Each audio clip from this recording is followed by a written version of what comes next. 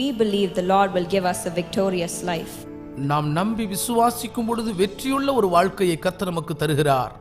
Yes, this is very good. இப்படி சொல்லும் பொழுது எல்லாம் நன்றாகத்தான் இருக்கும். But I'm going to give you the other side. ஆனால் இப்பொழுதோ நான் அடுத்த பக்கத்தை உங்களுக்கு காண்பிக்க போகிறேன்.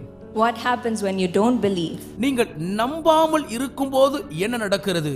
We all know the life of Zechariah. சகரியாவின் வாழ்க்கையை நாம் அனைவரும் அறிந்திருக்கிறோம். I'm going to read Luke 1 verse 11 to 15. லூக்கா முதலாம் அதிகாரம் 11 முதல் 15 வரையுள்ள வசனங்களை நான் வாசிக்க போகிறேன். Then an angel of the Lord appeared to him, standing at the right side of the altar of incense.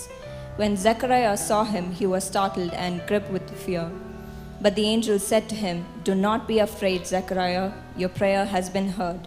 Your wife Elizabeth will bear you a son, and you are to give him the name John. He will be a joy and delight to you, and many will rejoice because of his birth. For he will be great in the sight of the Lord.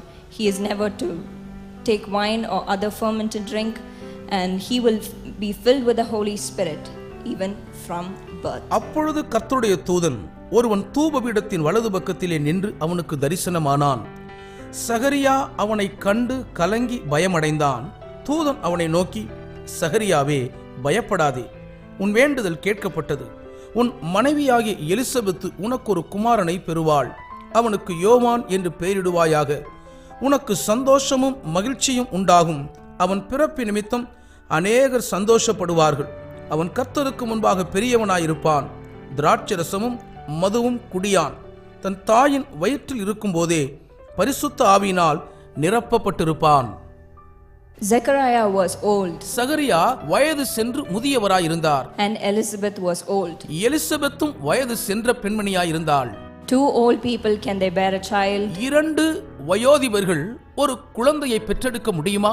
It was impossible for Zechariah to believe. ஆகவே சகரியாவால் இந்த வார்த்தைகளை விசுவாசிப்பது கூடாத காரியமாயிருந்தது. When the angel of the Lord came to him and said, "You will have a child, Zechariah." சகரியாவே, உனக்கு ஒரு குமாரன் பிறப்பான் என்று கர்த்தருடைய தூதன் வந்து சொன்னபோது, And the child will be a blessed son. அதுவும் அந்த பிள்ளை ஒரு ஆசீர்வதிக்கப்பட்ட மகனாயிருப்பான். He will be anointed even in the womb of your wife. உன் மனைவியின் வயிற்றில் இருக்கும் பொழுதே அவன் பரிசுத்தாவினால் அபிஷேகம் பண்ணப்பட்டிருப்பான். What? என்ன? This is what Zechariah said. இதைதான் சகரியா சொன்னான். I am old நான் வயது சென்றவர், and advanced in years.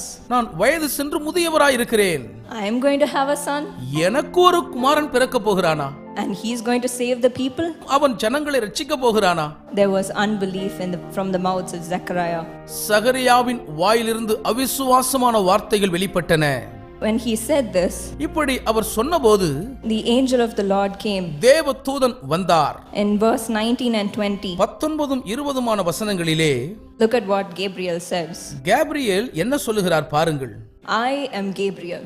நான் I stand in the presence of God, and I have been sent to speak to you and to tell you this good news. And now you will be silent and not be able to speak until the day this happens, because you did not believe my words, which will come true at their proper time. தேவதூதன் அவனுக்கு பிரதியுத்தரமாக, நான் தேவ சன்னிதானத்தில் நிற்கிற Gabriel என்பவன், உன்னுடனே பேசவும் உனக்கு இந்த நற்செய்தியை அறிவிக்கவும் அனுப்பப்பட்டு வந்தேன். இதோ தகுந்த காலத்திலே நிறைவேறப் போகிற என் வார்த்தைகளை நீ விசுவாசியாதபடியினால் இவைகள் சம்பவிக்கும் நாள் மட்டும் நீ பேசக்கூடாமல் ஊமையனாயிருப்பாய் என்றான். The angel of the Lord shut Zechariah's mouth. கர்த்தருடைய தூதன் சகரியாவின் வாயை அடைத்து போட்டார். He said, "You will be silent நீ பேசக்கூடாமல் இருப்பாய். until this happens." இது நடக்கும் மட்டும் ஊமையனாயிருப்பாய். But it will happen. ஆனாலும் இது நடந்தே தீரும். Because the Lord has promised. ஏனென்றால் கர்த்தர் இதை வாக்கு பண்ணி இருக்கிறார்.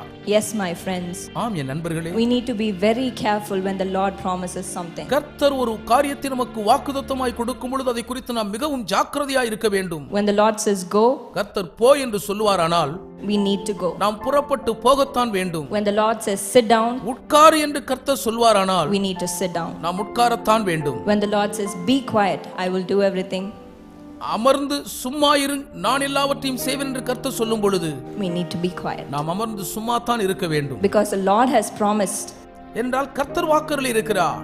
and he will do it. அவர் அதை செய்தே தீருவார். His plans for us is great. நம்மை குறித்து அவருடைய திட்டம் அபாரமானது.